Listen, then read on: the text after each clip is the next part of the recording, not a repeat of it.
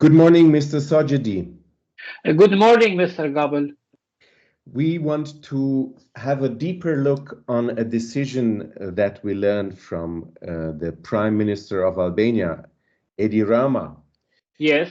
In September, he announced that he wanted to create a sovereign microstate for the Bektashi Sufi order in Albania. Yes. So, why do you think he would like to create a microstate for the Bektashi Sufi order? Well, I think the motivation is clear.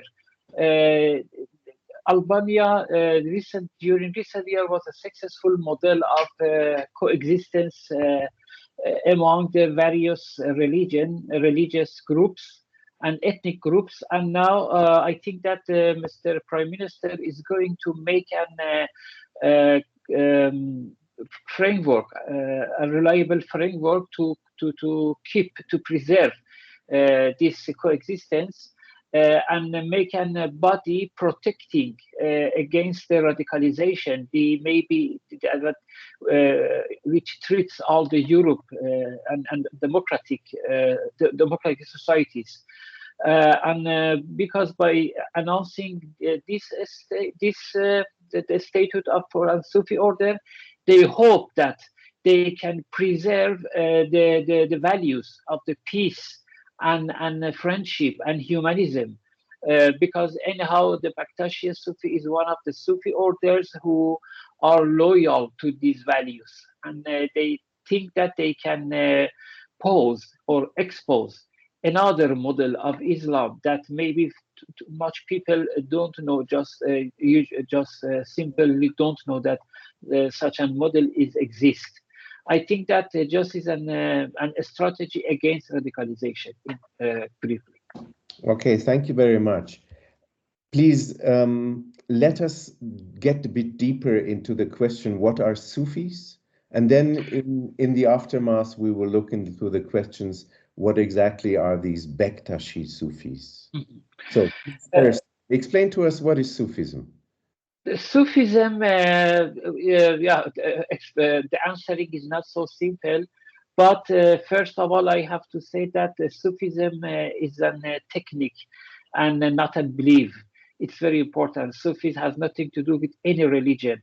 So when we say Islamic Sufi order, it's too much oversimplified. The very complex concept.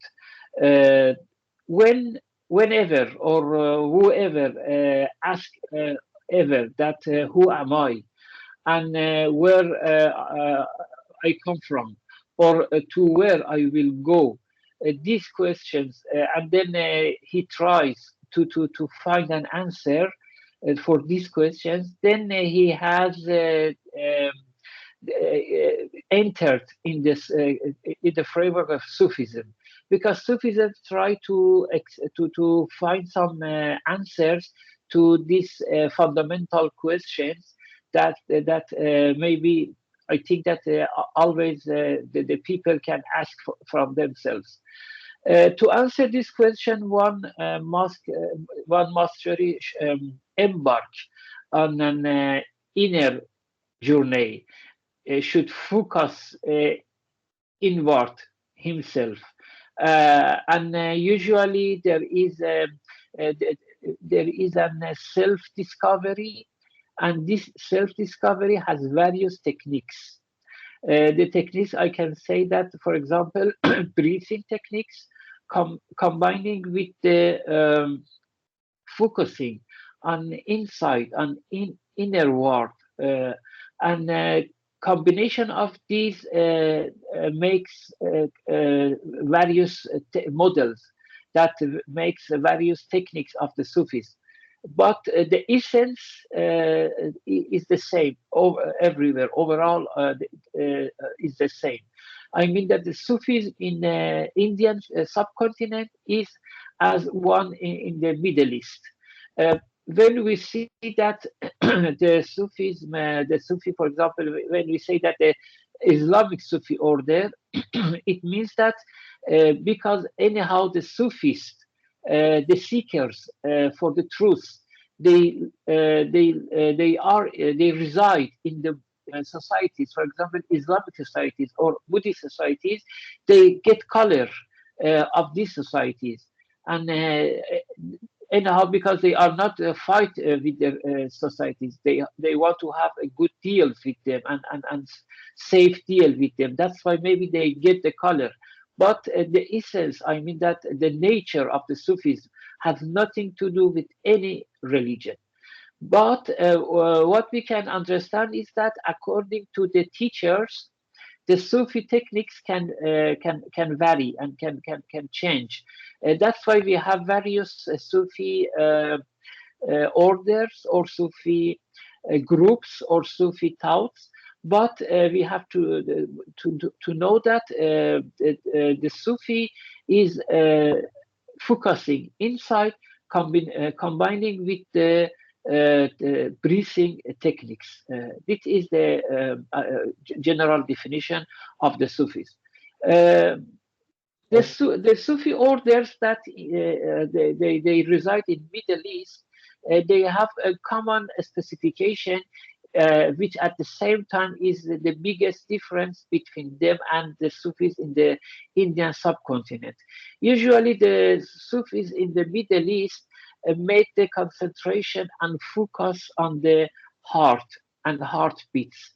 This is a specification of the Abrahamic Sufi orders. I, I have not deep knowledge from the Sufis in the Indian subcontinent, but to extent I know, they have an inner journey inside and self-discovery symmetric. I mean that they focus in their insight, but in the Abrahamic Sufi order, the focusing is just on heart, and try that with heart. I mean that the beating of the heartbeats, combinating with the breath techniques. That's why we see that in Sufi orders in Middle East, for example, in Iran or in other regions, they use the music instrument who are compatible with the heartbeats to resonate the heartbeats. Because they make, as also in Indian subcontinent, with the frequency and some musical instrument like daf or tambour, they make the resonance for the heartbeats, and also they have some dance and sama, as you know maybe. And this is the big difference, because all of these concepts in the religion, in Islam, by the religious leaders is forbidden, and they cannot use. And that's why I say that the Sufi has nothing to do with the religion. But just I have to point out very important fact that in the eyes of the Sufis masters or the Sufi orders, also the prophets like Buddha, like Zoroaster, like Muhammad, like Jesus, like Abraham, all of them, they were also the great teachers of the humanity. They were also Sufi masters who ever were students for the other masters. They try to make an continuity in the practices, and this continuity make them and great masters.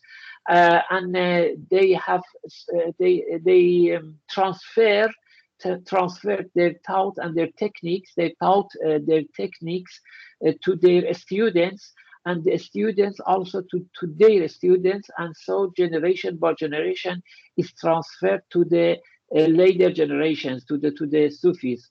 But the other people who misunderstood, or they have no understanding about the meaning and the practicings, or they didn't do any practice, they didn't understand what the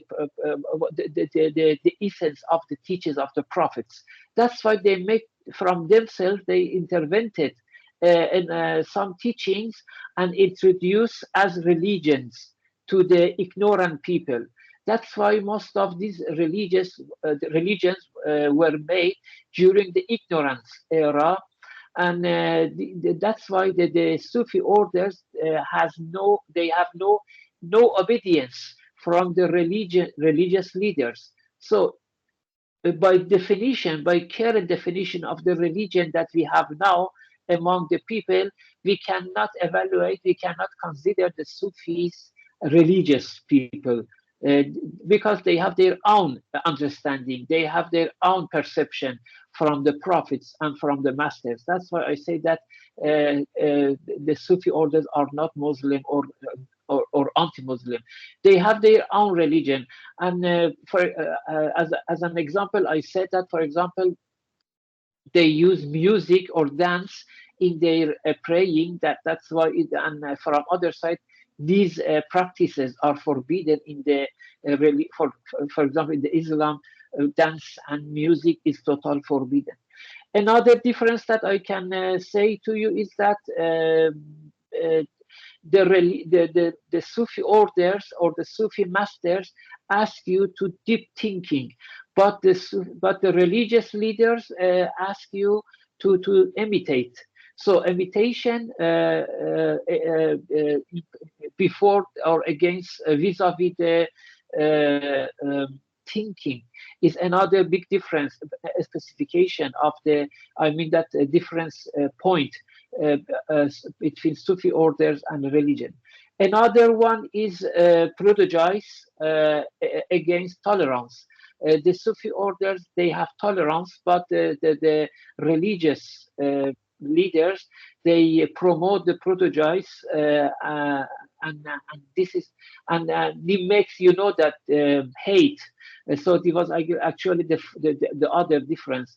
The Sufi orders, they inscribe for love, not just to humanity, to creature, but the religious leaders always ask to hate. They promote the hate and ask the followers to fight with others. It means that if you have 20 or 50 Sufi orders with each other, you can never find and fought between them. They never struggle with each other. They struggle never. They don't struggle with the other people as well. Among them is ultimate friendship. For example, we have till I know we have. We have, I think, more than 20 or 21 Sufi orders. I mean that mainstream Sufis, they keep their borders bold, but they never fight with each other. That's why if you are connected to one Sufi order, means that you have connected to all of them. And it's a very big network of friendship.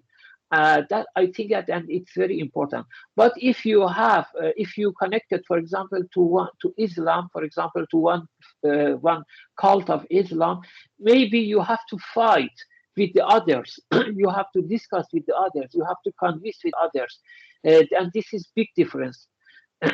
In this scene, in this case, there is no difference between Shia or Sunni in Sufism. All the Sufis, all of them, they don't they are not Sufi, they are not Shia or Sunni. We cannot divide them in these two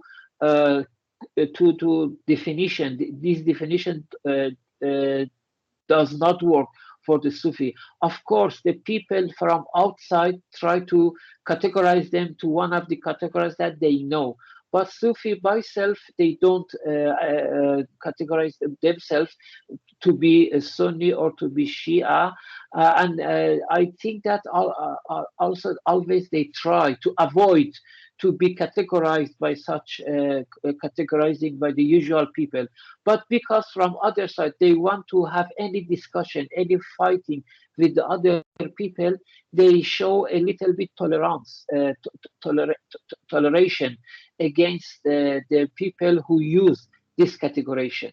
Uh, uh, Another example that I can show you that now I have heard that the head of the Islamic community in Albania has made a protest against the decision of the prime minister, and he has said that this decision can violate the single voice of the Islam, because in each community, in each society, one group should be the single voice of the Islam. So this is an sign of totalitarianism that we can trace in all Islamic groups, that they try to keep everything for themselves, and that's why they cannot have some coexistence with the other groups. I think that the decision of prime minister is to use the capacities of the Sufis against the radicalization, as I explained. Thank you so much. I think in a second interview, we will precise more clearly on Bektashi Yes. order, and we'll go a bit deeper into history, history between Ottoman Empire and Safavid era of Persia. And finally, we will look into the present time, the regime in Iran that was created by Ayatollah Khomeini, and the further development under Ali Khamenei. So that Yes. might take another 2 interviews. So for now, thank Yes. you very much for the explanations concerning Sufis and the goal of the decision of Prime Minister Edi Rama. Thank you very much.